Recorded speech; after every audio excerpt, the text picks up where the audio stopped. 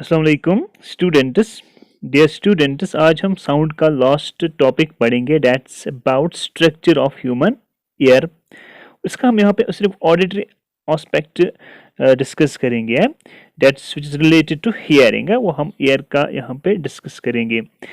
देखिए, you know we are able to hear with the help of an extremely sensitive device called the ear. हम सुन पाते हैं because God ने हमें एक इम्पॉर्टेंट ऑर्गन दिया है, एक इम्पॉर्टेंट डिवाइस है जिसको हम बोलते हैं ईयर। क्या बोलते हैं? ईयर एक बहुत बड़ी ब्लेसिंग है जो हमें गॉड ने अता की है, एक बहुत बड़ी नियामत है जो हमें गॉड ने अता की है, दैट्स ऑफ हियरिंग। अब जो ह्यूमन ईयर है ये बहुत सेंसिटिव डिवाइस है, ये बहुत स्मॉल वेरिएशन प्रेशर अगर एयर में हो जाएंगे तो उनको भी ये डिटेक्ट कर सकता है, सुन पा सकता है। ठीक है, सुन सकता है ईयर। जब एयर में वेरिएशंस इन प्रेशर हो जाएंगे तो वो वेरिएशंस फिर हेयर डिटेक्ट करके इनको जो ब्रेन इंटरप्रेट करके सुन पाते हैं, फिर हम साउंड को सुन पाते हैं। जो ह्यूमन ईयर है it can be divided into three main parts. एक होता है आउटर ईयर, दूसरा होता है middle ear, outer ear, middle ear and inner ear. जो ह्यूमन ईयर है हम इसको तीन पार्ट्स में डिवाइड करते हैं, outer ear, middle ear and inner ear. First we will see what is outer ear. जो आउटर ईयर होता है, ये outer ear it's outside the body, ये होता है जो हमारे बॉडी के आउटसाइड में होता है, बाहर ही होता है, and is also called the pinna, इसको हम पिन्ना बोलते हैं। जो आप कान को इस तरह आप इसको हाथ से पकड़ लेते हो, इसको हम बोलते हैं पिन्ना। जिस कान को, जिसको ईयर के पार्ट को आप अपने हाथ से क्या काम करते हैं, हाथ से आप इसको पकड़ते हो, दैट्स नोन एज पिन्ना। जो पिन्ना है ये एक्सटेंड करता है into the ear canal. Pinna फिर ऑडिटरी कैनाल जो होती है ईयर कैनाल तक ये एक्सटेंड करता है। ईयर कैनाल जो है that's filled with air. Ear canal में एयर होता है, क्या होता है? एयर होता है। ठीक है, तो जो आउटर पार्ट ऑफ ईयर होता है दैट्स नोन एज पिन्ना, इसको हम पिन्ना बोलते हैं। यहाँ पे मैं आपको दिखाऊंगा पिन्ना ये होता है, कान का जो बाहरी वाला हिस्सा, इसको हम पिन्ना बोलते हैं। This is the outer part of the ear, इसको हम पिन्ना बोलते हैं। क्या बोलते हैं? पिन्ना। एंड जो pinna it leads to auditory canal और ईयर कैनाल तक ही एक्सटेंड होता है। दूसरा होता है मिडल ईयर। क्या होता है middle year? Middle year is composed of ear drum होता है इसमें, और टिम्पेनियम जिसको हम बोलते हैं। It is an elastic membrane circular in shape and the bone ossicles. Middle ear में हमारे पास क्या होता है? एक तो इसमें ईयर ड्रम होता है जिसको हम टिम्पेनियम भी बोलते हैं। ठीक है, ये एक इलास्टिक मेम्ब्रेन होता है और सर्कुलर इन शेप होता है। एंड इसमें और क्या होते हैं? मिडल ईयर में बोन ऑसिकल्स होते हैं। हमारे पास तीन बोन ऑसिकल्स होते हैं जिनको हम असल में मैल्स इनकस एंड स्टेपीज बोलते हैं। अगर आप बायोलॉजी में पढ़ोगे, एनाटॉमी में पढ़ोगे, जब आप बायोलॉजी पढ़ोगे 12th में या 11th में, आप देखोगे कि जो हमारे पास तीन बोन्स होते हैं मिडल ईयर में, these are known as malleus incus and stapes. लेकिन यहाँ पे इनके जो नाम है, इनके नाम हमने रखे हैं कि इनकी जो नाम ये किससे मैच होते हैं। हैमर एक डिवाइस है, टूल है, टूल है ये हैमर, हथौड़ा इसको हम बोलते हैं, इसके साथ मैच होते हैं। इस तरह एनवल एंड स्टायरप, इन तीन के साथ इनकी जो शेप्स है मैच होते हैं, इसलिए इन तीन बोन्स को नाम इन पे भी हम रख पाते हैं या यूज करते हैं। मैल्स इनकस एंड स्टेपीज को हम हैमर, इनवल और स्टायरप भी बोलते हैं। ठीक है, इस तरह जो इनर ईयर होता है, मिडल ईयर के बाद इनर ईयर जो होता है, इंटरनल ईयर जो it's composed of cochlea and three semi circular canals इसमें होते हैं। इंटरनल ईयर में हमारे पास कॉकले होता है और तीन सेमी सर्कुलर कैनाल्स होते हैं। जो कॉकले है it is filled with liquid, इसमें लिक्विड होता है, कॉकले में लिक्विड होता है। जो कॉकले है it makes the, cochlea makes the hearing apparatus and auditory nerve from it goes to the brain, goes to the brain. जो कॉकले है ये मेक करता है, यही हियरिंग apparatus मेक करता है। ठीक है, बिकॉज ऑफ इट हम सुन पाते हैं, या जो इसके बाद जो ऑडिटरी नर्व वहाँ से निकलती है वो कहाँ चली जाती है? ब्रेन में चली जाती है। वो भी हम देखेंगे वर्किंग ऑफ ईयर जब हम देखेंगे। Ear drum it is the intersection of the outer and middle ear. Ear drum intersect है, intersection of outer ear and middle ear होता है, या ये कनेक्ट करता है आउटर ईयर और मिडल ईयर को। जो ओवल विंडो होती है that is the intersection of middle and inner ear. यहाँ पे मिडल और इनर ईयर कनेक्ट हो, that's known as oval window. अब हम वर्किंग ऑफ ह्यूमन ईयर देखेंगे, ह्यूमन ईयर कैसे काम करता है। तो अगर हम पहले स्ट्रक्चर देखेंगे इसका, auditory part of human year, ये आउटर ईयर है, this is the outer ear, and this is the middle ear है। इसमें हमारे पास वो हैमर इनवॉल एंड स्टायरप होता है, ठीक है। यहाँ पे ओवल विंडो दिखाई दी गई है। This is the auditory neuro जो ब्रेन तक जाती है, ये कॉकली है, ठीक है। This is the tympanic membrane जो मिडल ईयर में होता है, या इसको हम एयर ड्रम बोलते हैं, एयर पर्दश होना। This is the auditory canal, ये ऑडिटरी कैनल होती है। एंड ये फिर वो स्टैशन ट्यूब्स वगैरह जो आप हायर क्लास में देखोगे, ठीक है। नाउ अब हम देखेंगे working of human year. Human ear कैसे वर्क करता है। The outer ear is called pinna, इसको हम पिन्ना बोलते हैं। It collects the sound from the surroundings, ये कलेक्ट करता है साउंड सराउंडिंग से।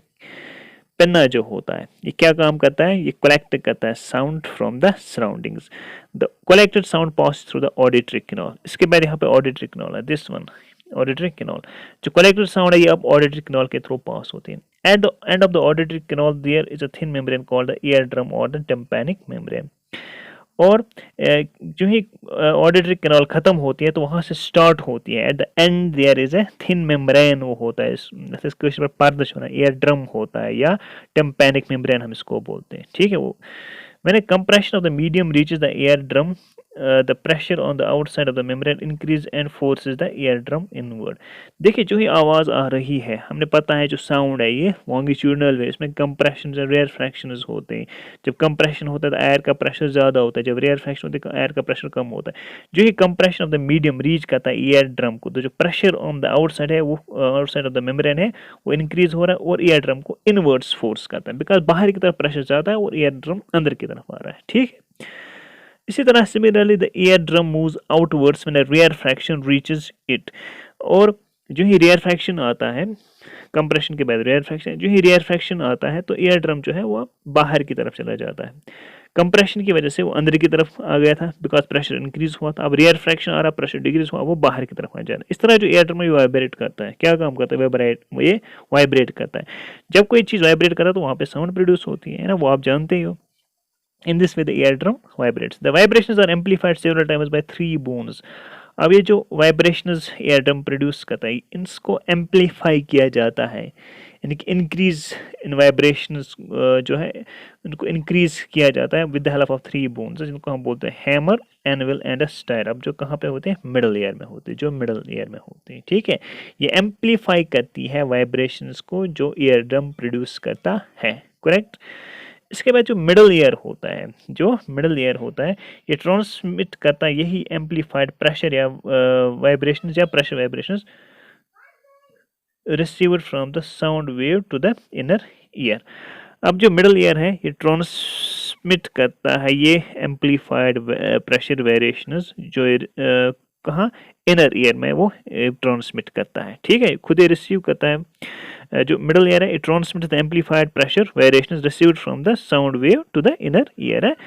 तो जो इनर ईयर में क्या होता है, the pressure variations are turned into electrical signals by the cochlea.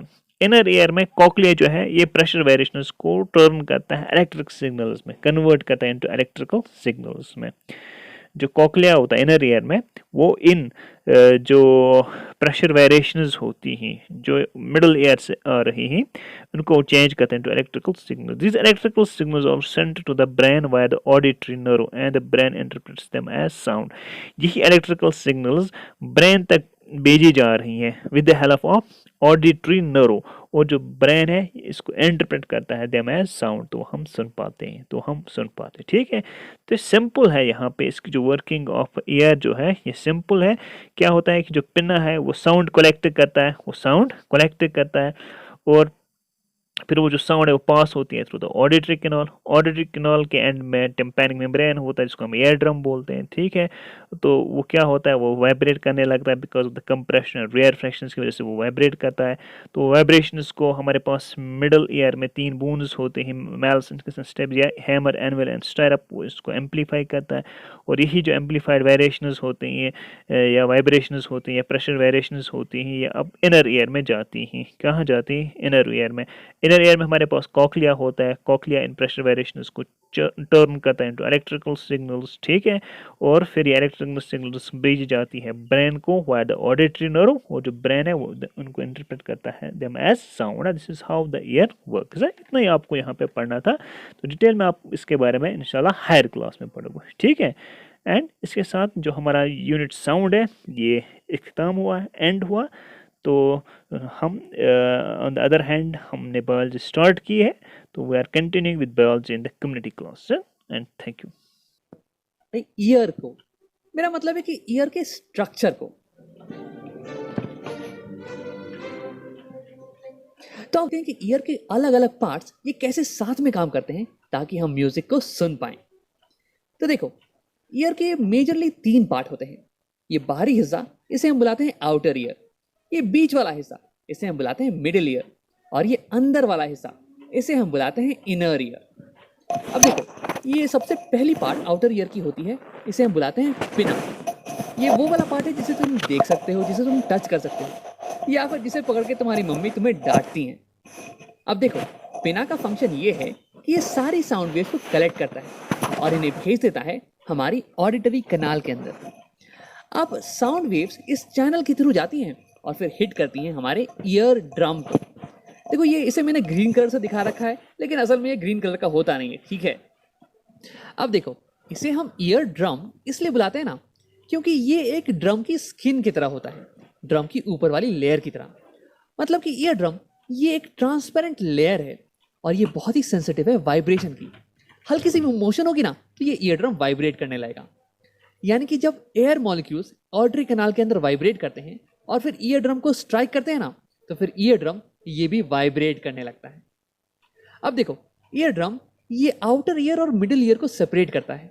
तो अब आओ बात करते हैं मिडिल ईयर के पार्ट्स की। तो मिडिल ईयर में होते हैं इंसान की बॉडी के सबसे छोटे 3 बोन्स, और इन तीनों को हम साथ में बुलाते हैं ऑसिकल्स। और इनके खुद के भी बड़े ही फैंसी नाम हैं। पहले वाले को हम बुलाते हैं मैलियस, दूसरे को इंकस, तीसरे को स्टेपीस। और मेरे पास यहाँ पे एक पिक्चर है जो कि दिखाती है कि असलियत में ये बोन्स कैसे दिखते हैं। तो देखो, इनके इंटरेस्टिंग शेप के कारण हम इन्हें कुछ कॉमन नाम भी देते हैं, जिन्हें कि याद करना थोड़ा आसान पड़ जाता है। पहले को हम बुलाते हैं हैमर, दूसरे को एनविल और तीसरे को स्टिरअप। देखो, अगर तुम घुड़सवारी करोगे ना तो स्टिरअप वो चीज होगी जिसपे कि तुम पैर रखोगे। अब देखो, जब ईयर ड्रम वाइब्रेट करता है तो इसके साथ साथ ऑसिकल्स ये भी वाइब्रेट करने लगते हैं। तो यानी कि ऑसिकल्स का फंक्शन ये हो गया कि ये वाइब्रेशन को ईयर ड्रम से इनर ईयर में ट्रांसफर करते हैं। लेकिन केवल यही इनका मेन फंक्शन नहीं हो गया। देखो, ये साउंड वेव्स की प्रेशर को एम्पलीफाई करके, इंक्रीज करके इनर ईयर में ट्रांसफर करते हैं। अब तुम ये सोच रहोगे, यार यहाँ पे वाइब्रेशन प्रेशर को इंक्रीज करने की क्या जरूरत पड़ गई? तो देखो, इनर ईयर में होता है एक लिक्विड, ना कि एयर। और तो यानी कि यहाँ पे वाइब्रेशंस को हमें एक लिक्विड के अंदर ट्रांसफर करना है, ना कि एयर के अंदर। और तुम्हें अंदाजा होगा कि यार एक लिक्विड को वाइब्रेट करवाना ये थोड़ा मुश्किल काम होने वाला है कंपेयर टू एयर को वाइब्रेट करवाने से। तुमने ये खुद भी देख रखा होगा कि तुम आसानी से एयर में अपने हाथ को हिला पाते हो, लेकिन अगर वही तुम एक स्विमिंग पूल के अंदर हो तो पानी के अंदर हाथ को हिलाना ये थोड़ा मुश्किल हो जाता है। तो क्योंकि हमें यहाँ पे एक लिक्विड को वाइब्रेट करवाना है, इसलिए हमें यहाँ पे एक हाइयर प्रेशर की जरूरत होने वाली है, और यही करने में मदद करती है हमारी ऑसिकल्स। इनफैक्ट ऑसिकल्स ये प्रेशर को 20 गुना तक बढ़ा सकती हैं। अब तुम ये सोच रहोगे, राम ऐसा कैसे हो पाता है? तो देखो, ऐसा होता है ऑसिकल्स की स्ट्रक्चर के कारण। तो देखो, यहाँ स्टेपीज का एरिया ये बहुत ही छोटा है कंपेयर टू ईयर ड्रम के एरिया से। तो जब फोर्स ये ट्रांसमिट होता है from ear drum to stapes, तो ये कॉन्सेंट्रेट होता चला जाता है एक छोटे एरिया पे। और तुम्हें पता होगा कि जब सेम फोर्स ये एक छोटे एरिया में कॉन्सेंट्रेट हो, तो यानी कि प्रेशर ये इंक्रीज होता चला जाएगा। क्योंकि देखो, प्रेशर होता है फोर्स बाय एरिया, और अगर एरिया छोटा हो जाए तो यानी कि प्रेशर ये बड़ा हो जाने वाला है। तो ऐसे ही ऑसिकल्स ये साउंड के प्रेशर को बढ़ा देती हैं। अब आप बात करते हैं इनर ईयर के बारे में। तो देखो, इनर ईयर ये होता है एक बोनी स्ट्रक्चर, और इसे मैंने यहाँ पे दिखा रखा है पर्पल कलर से। इनके ऊपर में होते हैं 3 सेमी सर्कुलर रिंग्स, और ये हमें मदद करते हैं बॉडी के बैलेंस को मेंटेन करने में। जब तुम चल रहे हो, दौड़ रहे हो या फिर डांस कर रहे हो, तो तुम्हारी बॉडी की बैलेंस ये मेंटेन रहती है। ये होता है इनकी मदद से। तो देखो, वैसे ये हमें सुनने में मदद नहीं करती हैं, इसलिए इनके बारे में हम डिटेल में बात नहीं करने वाले हैं। हमें साउंड को सुनने में मदद करती हैं ये नीचे वाली पोर्शन, जो कि स्नेल की तरह दिख रही होगी। इसे हम बुलाते हैं कॉक्लिया। अब ये क्या करती हैं? तो देखो, भले ही ईयर के बाकी सारे पार्ट्स ये वाइब्रेट कर रहे हों, लेकिन जब तक ये वाइब्रेशन ये इलेक्ट्रिकल सिग्नल में कन्वर्ट नहीं होगी, और हमारे ब्रेन तक नहीं जाएगी, तब तक हम साउंड को नहीं समझ पाएंगे। और यही चीज होती है कॉक्लिया के अंदर। देखो, जब स्टिरअप ये हमारे कॉक्लिया को हिट करता है तो इसके अंदर की फ्लूइड ये वाइब्रेट करने लगती है, और फिर कॉक्लिया में होते हैं कुछ स्पेशल सेल्स जो कि इस वाइब्रेशन को कन्वर्ट कर देते हैं इलेक्ट्रिकल सिग्नल में, और फिर यही इलेक्ट्रिकल सिग्नल ये ऑडिटरी नर्व्स की मदद से जाता है ब्रेन को, और फिर हम साउंड को समझ पाते हैं। अब एक आखिरी चीज, ये कॉक्लिया के सेल्स ये बड़े ही शानदार होते हैं। ये जो इलेक्ट्रिकल सिग्नल जनरेट करते हैं ना, ये बहुत ही सेंसिटिव होते हैं। इनकी मदद से हम अलग अलग लाउडनेस की साउंड को सुन पाते हैं, अलग अलग फ्रीक्वेंसी की साउंड को सुन पाते हैं। इनकी मदद से हम ये बता पाते हैं कि साउंड कब लाउड है या फिर साउंड कब सॉफ्ट है, या फिर साउंड की फ्रीक्वेंसी ये कब हाई है, या फिर साउंड की फ्रीक्वेंसी ये कब लो है। अब इसी इंटरेस्टिंग चीज के कारण हम म्यूजिक के नोट्स को एंजॉय कर पाते हैं। अब आप वीडियो को यहीं पे खत्म करते हैं।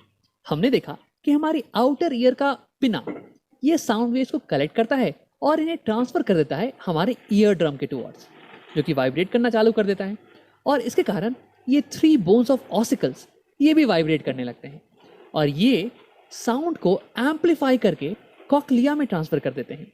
अब देखो, कॉक्लिया में होते हैं कुछ स्पेशल सेल्स जो कि इस वाइब्रेशन को इलेक्ट्रिकल सिग्नल में कन्वर्ट करते हैं, जो कि जाता है हमारे ब्रेन के पास, और फिर हम साउंड को समझ पाते हैं।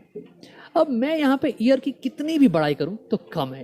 देखो, हमारा ईयर ये एयर पार्टिकल्स की बैक एंड फोर्थ मूवमेंट को साउंड में कन्वर्ट कर देता है। यार, ये तो बिल्कुल ही अमेजिंग चीज है।